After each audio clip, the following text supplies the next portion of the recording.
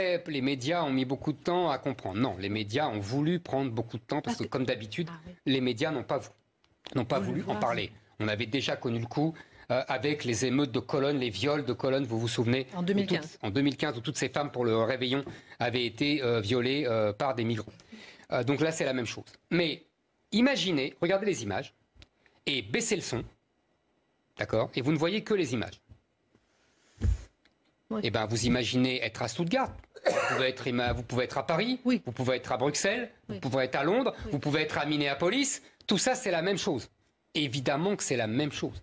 Évidemment que c'est le même mouvement politique et je dirais même historique. C'est-à-dire la jonction, la fameuse convergence des luttes. Enfin, ils y arrivent. C'est-à-dire les gauchistes, les antifas, alliés aux migrants. Et ces gens-là, les antifas, les gauchistes, qui rêvent d'abattre le capitalisme mondial, qui rêvent d'abattre les pays blancs occidentaux, puisque maintenant ils parlent comme ça, et qui ont trouvé leur prolétariat qui lance à l'assaut de ces pays, c'est-à-dire les migrants africains, maghrébins, etc.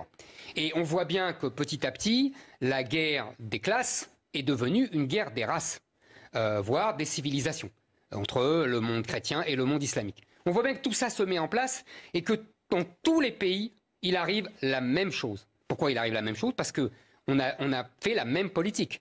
Madame Merkel a fait venir en 2015 1 million de migrants qui venaient de Syrie et avec tous les gens qui se sont agglutinés à eux, c'est-à-dire des Maghrébins qui se sont agglutinés, des Africains. Éric Zemmour, en même temps, même s'il y a eu tous ces migrants que vous dénoncez, il n'y a pas eu beaucoup de manifestations, d'émeutes, de pillages. Ça a surpris là quand même. Mais parce que vous voyez bien qu'il faut du temps.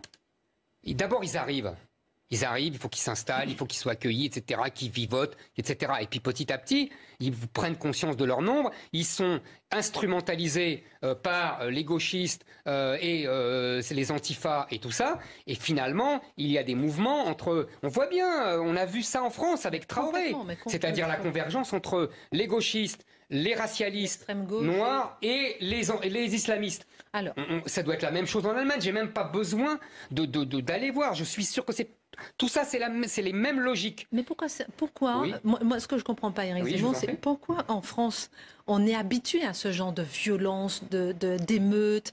Et en Allemagne, c'est surprenant. En Allemagne, le pays est sous le choc. Les politiques sont sous le choc. Les politiques se disent qu'ils n'ont jamais vu ça. Pourquoi est-ce que ça a mis autant de temps, on va dire? Mais je vais vous dire pourquoi.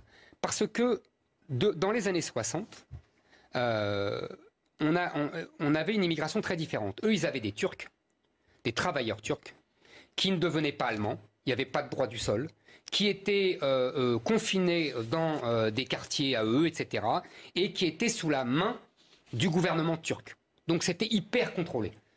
Nous, on n'a rien contrôlé du tout, il y avait le droit du sol, ils sont devenus français. Il y avait le gouvernement algérien voulait garder la mainmise, mais finalement ça marchait pas si bien que ça. Les islamistes, à partir des années 80-90, surtout 90, ont commencé à mettre leur grain de sel là-dessus. L'Allemagne, si j'ose dire, a du retard sur nous. Et donc, évidemment, nous, on est habitués. On a eu les émeutes de 2005, on a eu d'autres émeutes. On est habitués parce qu'on a de l'avance. On a la communauté musulmane la plus importante d'Europe. On a les islamistes qui ont fait le travail en France bien précocement par rapport à l'Allemagne. Tariq Ramadan et les frères musulmans ont plus travaillé en France que l'Allemagne. La France est le cœur de leur action depuis 30 ans. Les Allemands, c'est plus récent.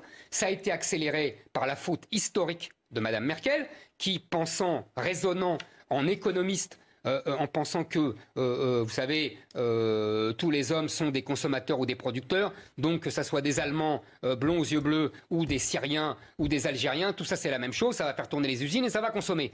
Eh ben c'est pas exactement comme ça que ça se passe. Et donc on voit bien que là, il commence à payer, vous savez, il y a eu la Suède. Il y a eu la Suède qui a eu la même chose, des émeutes à Malmö, avec une délinquance folle, des viols en rafale.